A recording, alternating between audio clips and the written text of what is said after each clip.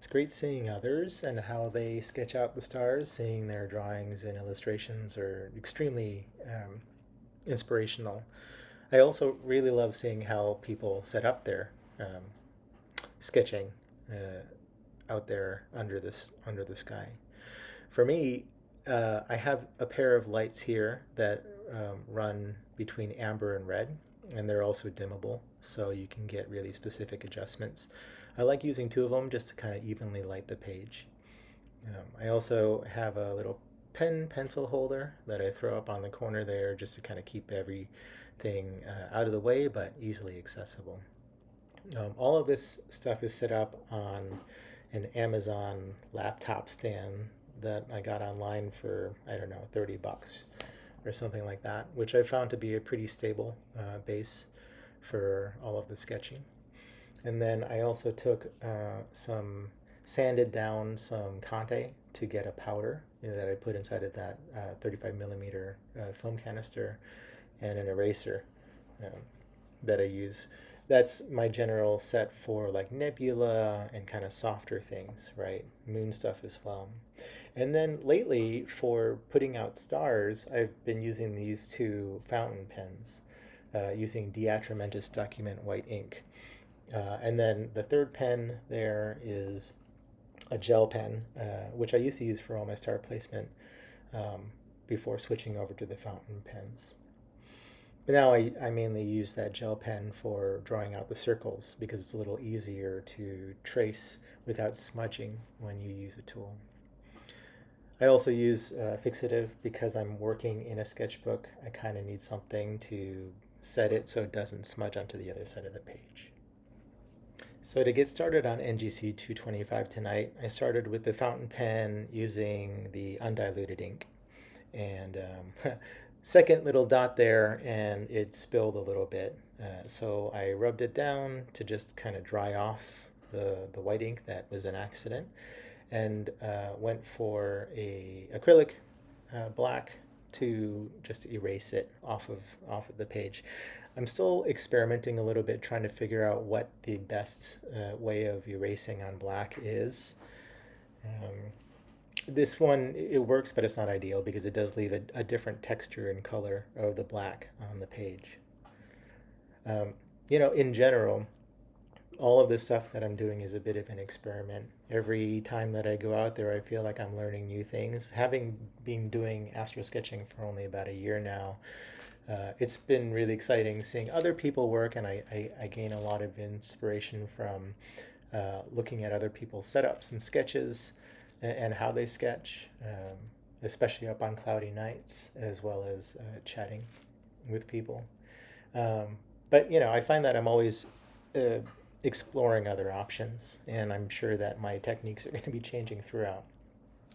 So right now, one of the main things that I'm excited about are these fountain pens, primarily because they provide much more control and you can get really tiny dots onto the page. Because I'm working relatively small in this sketchbook, I find that I need a fair amount of precision, which is hard to get from the gel pens or the acrylic pens or even pencils unless they're really finely sharpened, which actually might be something that I will explore in the future as well. But for now, I'm playing around with these gel pens, and they're working really well for really placing those specific dots. That being said, every tool has its limitation, right? And as you just saw, one of the things that the fountain pens have an issue with is controllability of flow. And so the Twisby, this is the first night that it is spilled like that on the page, but it is something that you have to be aware of. With this pen, which is I believe it's a Jinhao. I don't remember the model number, but this one's been working really well, and it's a super cheap pen uh, that I've enjoyed using for the sketching because like I think that with the fountain pens, a lot of times the more expensive ones have a lot to do with um, the nib adjustment and the quality of the material and all of that kind of stuff, which isn't really so necessary when just putting dots on the page. So this $7 pen has been working actually pretty darn well for me so far. The other issue with fountain pens is that because the ink is all water-based, it has a tendency to dry up pretty quickly. It's also the white ink is a pigmented ink, which means that there are actual particles in there, which make it a little bit more difficult to clean up in general. But I've been finding that it's worth the trouble for me to get those more specific and precise dots of the stars. So this object here isn't, I didn't find it to be particularly interesting. I'm assuming that actually there might be more um, uniqueness inside of this open cluster under better lighting conditions. But I wanted to just get out there and do a little sketching, and this seemed like a good option for the night. It's always good too to just practice placement and orientation of stars. I find that every time I go out there, I'm getting a little bit better at it. So at this point, I had finished putting all the main stars down. I'm switching eyepieces out to a higher magnification one. When I was doing the primary placement of all the stars, I was using, I believe it was a 15 millimeter eyepiece, and now I went down to a 5 millimeter. It obviously it dims out a lot of the stars that you can see, but I also find that because you're at such high magnification, I can make out a little bit more of the specificity of those really subtle ones too, with a little bit of patience. And so I'm just going through the whole field of the main central area now, using that 5 millimeter eyepiece and just kind of placing any additional stars that I can see as I'm going along. I'm also using the diluted ink because I know that when this stuff dries down, it'll be just a little bit dimmer. So I'm trying to do really tiny, small dots, and giving that sense that it's like a above 11th magnitude type star.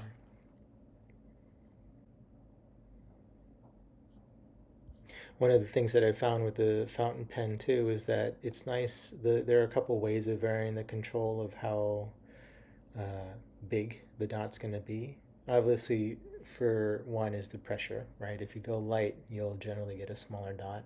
Also, if you hold it down longer, the dot will become more saturated with ink. The other downside that I've noticed though recently is that this ink doesn't completely seem to want to dry on the pages of this sketchbook.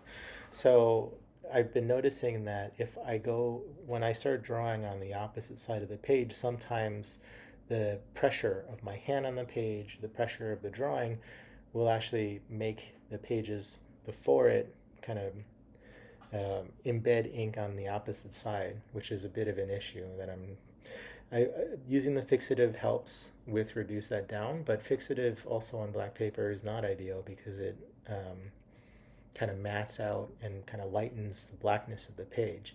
So I'm still trying to figure that stuff out as well. So at this point, for the most part, all of the stars felt like they were in the right place. As I was sketching things out too, I noticed that there was what felt like nebulosity, or maybe more of like a kind of like a dark space within the middle of the open cluster. It was something that I wasn't completely sure of though, because of the lightness of the sky, but I wanted to kind of give a little bit of a sense of what I was seeing in there. So I decided to, instead of just demarking the specific valley of darkness, I figured since it's so bright out, I'll just use a little bit of the Conte powder and smudge it on here. Whoops, and put a little bit too much in the center. Erase that out, and then basically just give a little bit of a hint of a feel of like a darker lane or area through the center of the sketch. I probably could have accentuated it a little bit more, but it was very, very subtle, so I didn't want to go too crazy. After laying down enough of the Conte, I switched over to the other side of the smudge tool, which is a cleaner side, and just using the side of it very lightly, softening things out, just trying to take the edge off of any of the markings through here. And helping to define a little bit of where that kind of darker lane was that I was seeing.